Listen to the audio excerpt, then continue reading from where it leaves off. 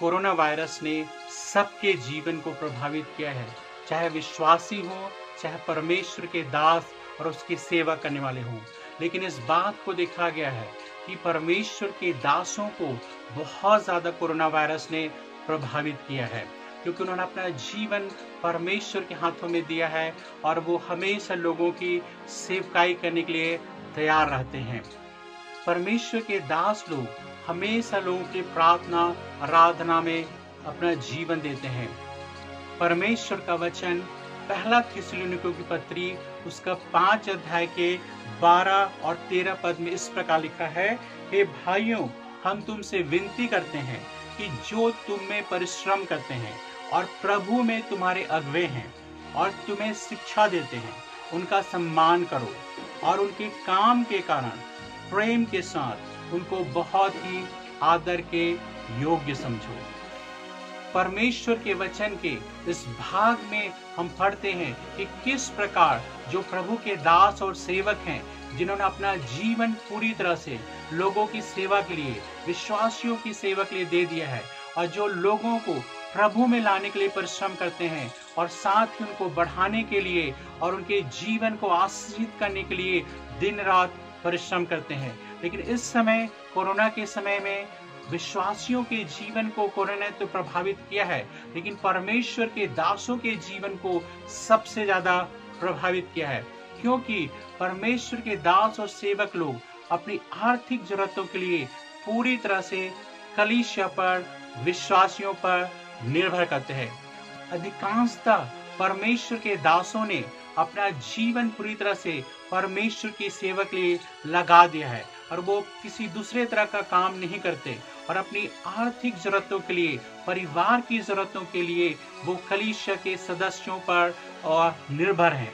तो इस समय में जबकि कलीसियाएं चारों तरफ बंद है, तो विश्वासी तो प्रभावित हैं, लेकिन परमेश्वर के दास सबसे ज्यादा प्रभावित हैं, क्योंकि उनका आय का जरिया पूरी तरह से बंद हो चुका है। इस समय परमेश्वर आपसे और मुझसे क्या अपेक्षा करता है?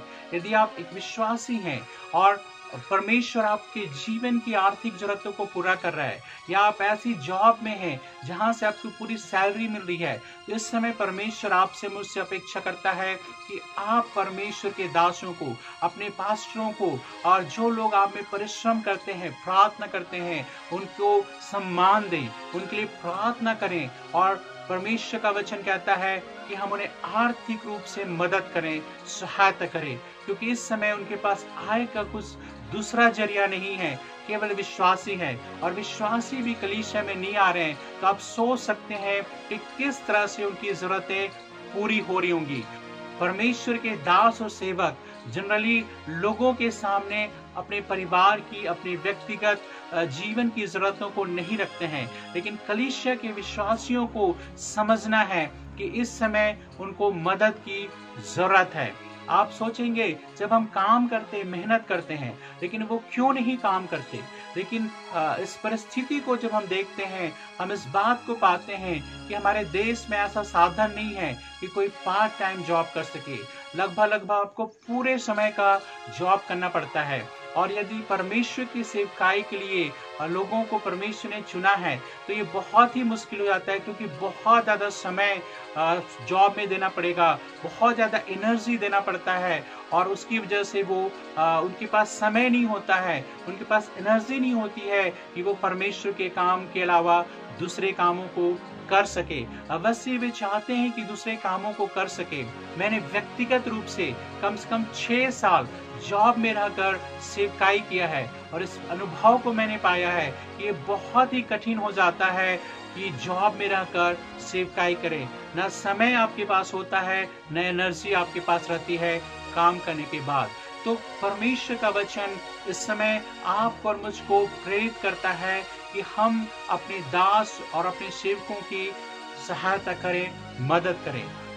आप कहेंगे कि इस समय परमेश्वर के दास लोग तो कुछ भी नहीं कर रहे हैं, न ही कलीसिया लग रही है, न ही हमारे घरों में विजिट करने के लिए आ रहे हैं, और वे किस तरह की सेवकाई कर रहे हैं। लेकिन मैं आपको बताना चाहता हूँ कि इस समय भी परमेश्वर के दास लोग परमेश्वर की सेवकाई में बिजी हैं।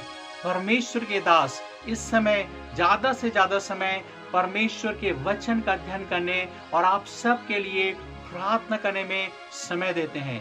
और आपके घरों में विजिट तो नहीं कर पा रहे हैं, लेकिन वे लगातार आपको प्रार्थना में परमेश्वर के सामने रख रहे हैं और साथ ही इन दिनों में परमेश्वर का वचन अध्ययन कर रहे हैं और विभिन्न सोशल मीडिया प्लेटफॉर्म के जरिए फेसबुक, व्हाट्सएप या जूम मीटिंग या गूगल मीट या अलग तरह के साधनों के द्वारा वे परमेश्वर के वचन को प्रचार कर रहे हैं। तो इस समय कोरोना के समय में ऐसा ना सोचे कि लॉकडाउन में परमेश्वर के दास लोग क्या कर रहे हैं। इस समय वो पहले से ज्यादा बिजी होकर के परमेश्वर के कामों को कर रहे हैं। अवश्य ही वो आपके घरों में नहीं जा पा रहे, लेकिन आपके घरों के लिए, आपकी आर्थिक जरूरतों के लिए, आपकी चंगाई के लिए लगातार वो प्रार्थना कर रहे हैं।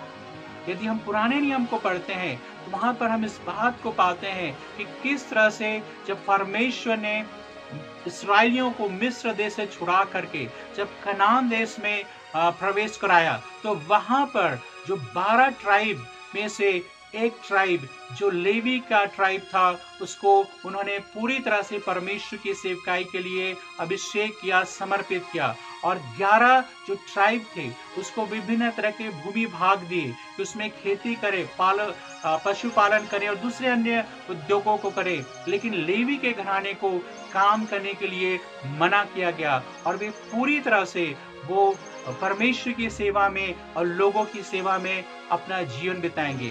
तो उनकी जरूरतें कैसे पूरी होंगी यदि वे किसी तरह का भूमि का भाग नहीं है, किसी तरह से उनको आय का साधन नहीं है, किसी तरह का उद्योग नहीं कर सकते। इसके लिए परमेश्वर ने 10वां अंश का प्रबंध किया। लोगों को, जो दूसरे 11 ट्राइब के लोगों को अपने 10वां अंश देने के द्वारा लेवियों की जरूरतों को पूरा करना था। मलाकी की किताब उसका 3 अध्याय के 10 पद में पढ़ते हैं, सारे 10वां अंश भंडार में ले आओ कि मेरे भवन में भोजन वस्तु रहे। और सेनाओं का यहोवा यह कहता है कि ऐसा करके मुझे परखो कि मैं आकाश के झरोखे तुम्हारे लिए खोलकर तुम्हारे ऊपर अपरंपार आशीष की वर्षा करता हूं कि नहीं। मैं तुम्हारे नाश करने वाले को ऐसा घुड़कूंगा कि वह तुम्हारी भूमि की उपज नष्ट न करेगा और तुम्हारी दाखलताओं के फल कच्चे ना गिरेंगे। सेनाओं के यहोवा का यही वचन है। तब सारी जातियां तुमको धन्य कहेंगी, क्योंकि तुम्हारा देश मनोहर देश होगा। सेनाओं के यहोवा का यही वचन है। परमेश्वर ने 10वां अंश की आज्ञा लोगों को क्यों दी? क्योंकि इसके द्वारा 2 बातें होती थी। पहली बात, जो लोग परमेश्वर के भवन में रहते थे, परमेश्वर की सेवा करते थे, उनकी जरूरतें उन 10वां अंश के द्वारा पूरी हो। तो यहाँ पर परमेश्वर का प्रबंध था कि जो लोग परमेश्वर की सेवकाई करते हैं उनकी जीवन की जरूरतें उन 10वां अंश के द्वारा, उन भेंटों के द्वारा हो। और दूसरी बात, न केवल परमेश्वर 10वां अंश के द्वारा उन लोगों की जरूरत को पूरा करा था, लेकिन परमेश्वर जो लोग 10वां अंश देते हैं उनके जीवन को आशीषित करने के लिए भी परमेश्वर ने प्रबंध किया था। तो यहाँ पर हम न केवल उन लोगों की जो परमेश्वर के दास और सेवक की जरूरतों के लिए 10वां अंश किया गया है, लेकिन आपकी और मेरी जरूरतों को पूर्ति करने के लिए भी परमेश्वर ने 10वां अंश का प्रबंध किया है। क्योंकि हम इस बात को जानते हैं कि हम सब का आय बहुत ही कम होता है और कई बार हमारे जीवन की भी जरूरतें पूरी नहीं होती है और हम सोचते हैं हम क्यों परमेश्वर के लिए दें, क्यों 10वां अंश दें, क्यों और भी दूसरी भेंटों को दें, क्यों हम परमेश्वर की सेवा के लिए दें, जबकि हमारे जीवन की जरूरतें ही पूरी नहीं हो पा रही हैं। लेकिन परमेश्वर का वचन इस बात को सिखाता है, यदि आप अपने कम में से, जो आपके पास थोड़े हैं, उसमें से आप अपना 10वां अंश, अपना दान, अपनी भेंटों को परमेश्वर की सेवकाई के लिए देते हैं, तो परमेश्वर जो आपके बचे हुए भाग में आपको और मुझको आशीष देंगे। और जितनों ने इस चीज को किया है वो हमेशा अपने जीवन में आशीष को पाया है। लेकिन जो हमेशा सोचते रहे कि हम कैसे दें, क्यों दें, और आज के समय में तो बहुत ज्यादा परमेश्वर के दास के सेवकों के विषय में बुरे बुरे प्रचार किया जाता है। अन्य जाति लोग या जो लोग परमेश्वर को नहीं जानते हैं वह हमेशा इस बात का ब्लेम करते हैं कि इनको बाहरी देशों से पैसा मिलता है या दूसरे लोग पैसा देते हैं, इस तरह की बातें फैलाते हैं। और बहुत सारे विश्वासी लोग भी इस बात पर विश्वास करते हैं और वे सोचते हैं कि शायद इनको कहीं बाहर से पैसा मिलता होगा और उसकी ज़रूरतें पूरी होती होंगी। लेकिन मैं आपको बताना चाहता हूँ, जो सचमुच में परमेश्वर की सेवकाई करते हैं, जो ग्राउंड लेवल में परमेश्वर की सेवकाई करते हैं, उनको कहीं से भी कोई आय का साधन नहीं होता है और बहुत ही गरीबी में, बहुत ही मुश्किल से अपने परिवार को लोग चलाते हैं। तो इस समय बहुत सारे लोग हैं जो बड़ी-बड़ी मिनिस्ट्रीज़ को सहायता करते हैं। मैं ये नहीं कहता हूँ बड़ी-बड़ी मिनिस्ट्रीज़ को सहायता आप ना करें, लेकिन उनके पास बहुत सारा पैसा ऑलरेडी सब लोग उसको देना चाहते हैं क्योंकि वो सोचते हैं इसके द्वारा आशीषित होंगे। लेकिन यदि आप ज़रूरतमंद पास्टरों को, जो गाँव में काम करते हैं, छोटे शहरों में काम करते हैं, ऐसे लोगों को यदि आप आर्थिक रूप से मदद करते, सहायता करते हैं, परमेश्वर अवश्य ही आपके जीवन को आशीषित करेंगे। परमेश्वर आपके मन को देखता है। आप कितने पैसा, थोड़ा या बहुत, इस बात पे परमेश्वर निर्भर नहीं है, लेकिन परमेश्वर आपके जीवन को आर्थिक रूप से आशीषित करेंगे यदि आप परमेश्वर के काम के लिए देंगे। परमेश्वर के दासों और सेवकों की सुधि इस समय आप लेंगे यदि आपके पास साधन है, और न केवल परमेश्वर के दासों और विश्वासियों की सुधि ले, लेकिन जो साथ के लोग हैं, जो अड़ोस पड़ोस के लोग हैं, दूसरे विश्वासी हैं, कलीसिया के दूसरे भाई बहन हैं, उनकी भी आप मदद करें, क्योंकि आपके जीवन में कमी नहीं रहेगी। जब आप लोगों की मदद करेंगे, परमेश्वर आपके लिए द्वार खोलेंगे। परमेश्वर आप सबको आशीष दे।